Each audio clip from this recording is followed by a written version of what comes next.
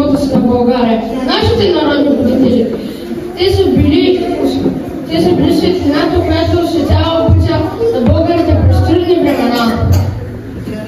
С нашите малки приятели от детска градина на Слънце номер 15 и ние 4 класниците от основно училище Шандор Пешки, ние ще ви покажем и разкажем кои са народните водители и защо те са толкова важни за всички нас. Бездали гърдите ни огън запали, мечтали красиво ни вика на път, та ведро усмивка лицата ни гали и птици на воля в небето летят. Ще дълните горди с твои смени, ще пазим завета ви жив и свещен, дето същата огън ти крие, се крачи в пътя ви ужасно светен.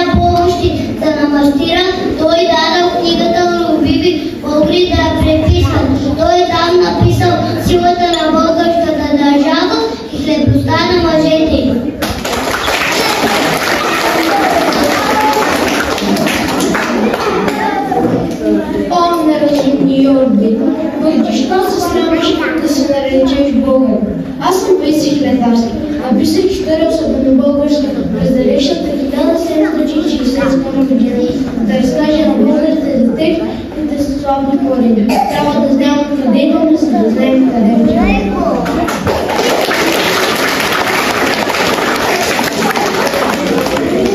Един от преписвачите на история Славен българска мифрони Изберчански. Той е народен жител и духовник, който продължава делото на Паисий Глинзарски на духовното пробуждане на българите.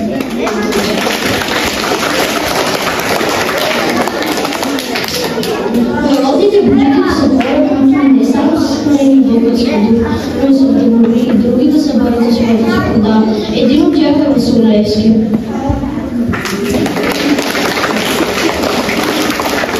Колко години помним този народ, Левски ме светия, син на Карловски род, и гледаме да браме храбър български лов. Левски дяколи са храбър български лов.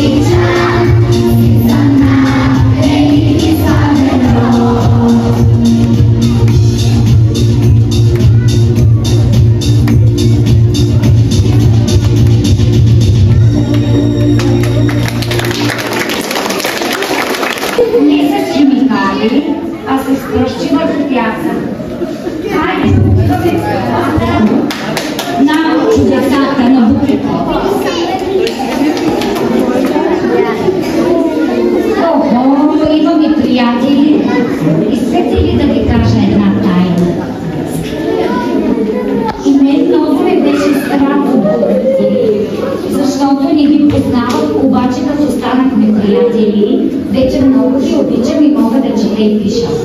Вие искате ли да се научите?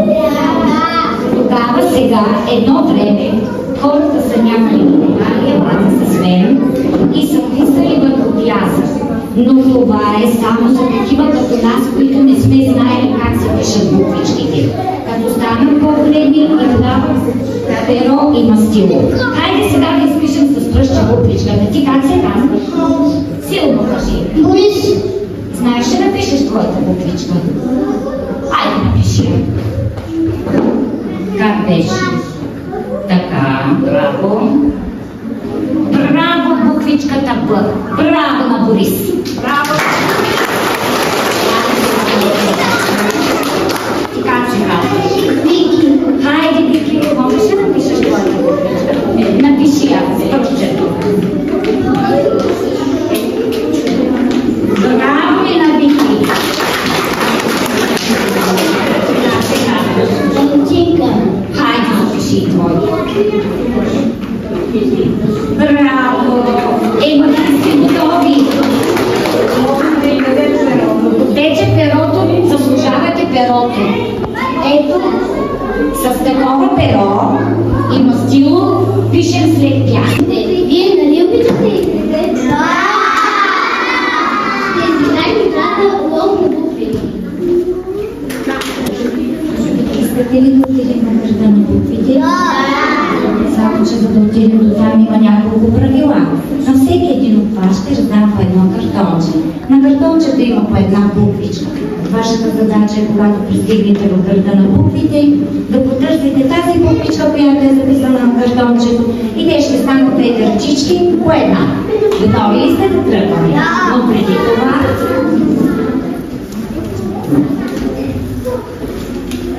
Хайде да тръгваме. Града на буквите. Търсете вашата буквичка. Браво!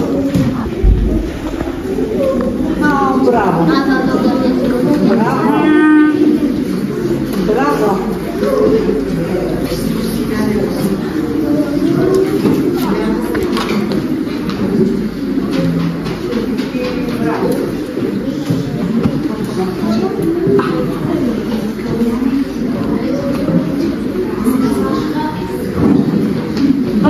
Покажете буквичките.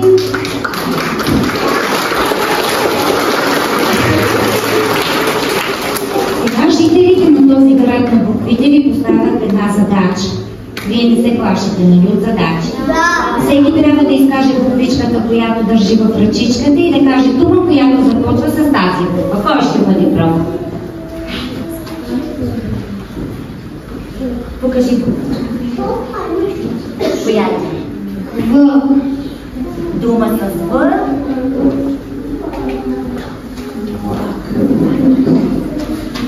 Влак. Браво! Браво! Коя е твоята буквичка? Д. Дума с Д. Дарил. Браво! Р. Дума с Р. Браво! И остана последната буквичка. Тя е... Вярна буквичката. Дума с А. Ангел, браво! Браво, да справиш нещо честно.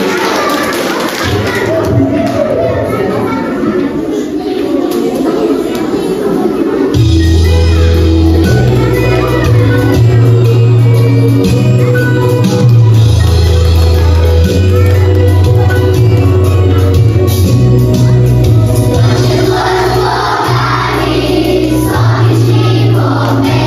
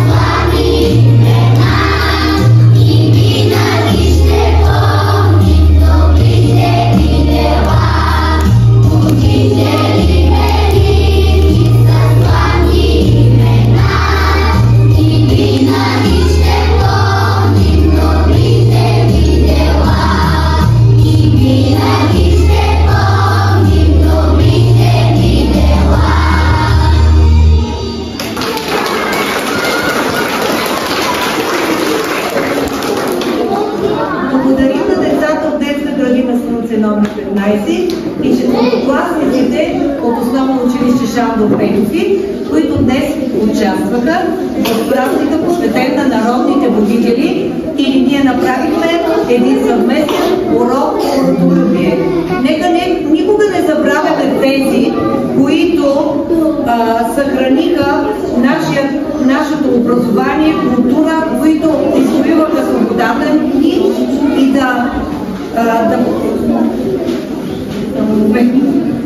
и се бориха за съхраняването на духовните ни ценности през вековете.